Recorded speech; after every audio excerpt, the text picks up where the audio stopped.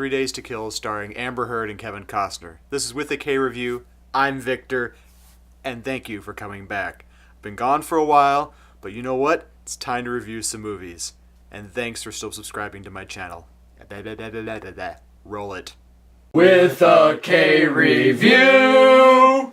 It's VIC? No, it's with a K. Oh. First started seeing trailers for this movie, I wasn't really sure what it exactly was going for because it really had that vibe of Mr. Brooks, that movie that came out a long time ago with Kevin Costner. But judging by that poster, I really thought it was going to be one of those where he had those weird dual personality type things. This movie is actually directed by Mick G or MCG. I'm really not sure how to pronounce it. I'm pretty sure it's Mick G. If it's wrong, let me know in the comments. But this director has really done a lot of things over the past couple of years. He actually directed Terminator Salvation. I know. Well, let's keep going. He's also directed stuff like Charlie's Angels 1 and 2. This really isn't sounding great as I keep talking. I'll keep going. He directed We Are Marshall. I didn't see it, but I heard it was good. And he's also produced things like The OC, Supernatural, and the series Chuck. And he does have a pretty good background when it does come to directing and producing. And this is one thing that I think that people don't know about this movie is that it was actually written by Luc Besson, the same guy who wrote the Transporter series. He also directed The Fifth Element. He's done a lot of things where he does action-oriented movies. And with these two directors together, this should make a really good movie.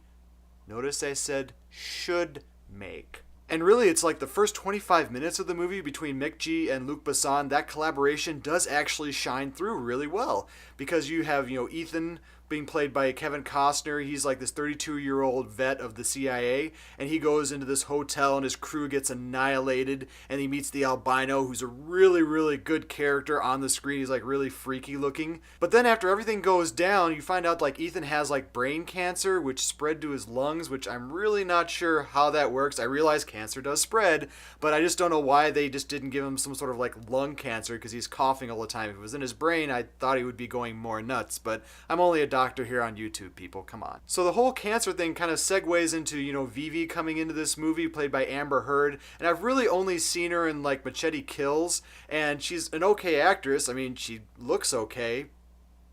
Whoa. And during the first part of the movie, she does have some really good interaction with Kevin Costner's character. And I really like the way they interacted. They go into this room and they have an argument about a mustache versus goatee. And it's really fun interaction between the two. And that's what you're kind of looking for in this movie. You want something to attach to in the movie. And then things in this movie completely change when Costner decides to go and see his daughter for the last time and bond with her. And the movie literally stops for 50 minutes. Now, I'm not saying the movie completely stops. There are some things in this movie that do keep it going. You have Kevin Costner interacting with his daughter, with his ex-wife, and then during that time, I was kind of wondering a few things about that. Because during that interaction with his daughter, it is good, but Hailee Steinfeld, who I feel is a really good actress, she played Maddie Ross in True Grit, and she recently played Petra in the Ender's Game movie. She's actually a fairly decent actress, but in this movie, she seems really whiny. She was almost acting like that actress from Taken, the one that was played by Maggie Grace. She was severely whiny in every single scene. And I honestly, the actress from Taken, I think she's beautiful, wonderful woman, but I wanted to choke the life out of that character when I saw it on the screen. Possibly throat punch it. More than likely throat punch it. Just saying. But my internal aggressions aside, I do think that the interactions between Kevin Costner and the daughter in the movie really did do well in some areas, but it's really during that 50 minutes that they're trying to resolve their issues that the movie just really starts to drag, because not even Vivi comes into the movie a lot, and when she does, she just kind of straddles Kevin Costner's character, sticks him with the giant needle, and says, "Oh, there you go, don't you want to have sex with me now?"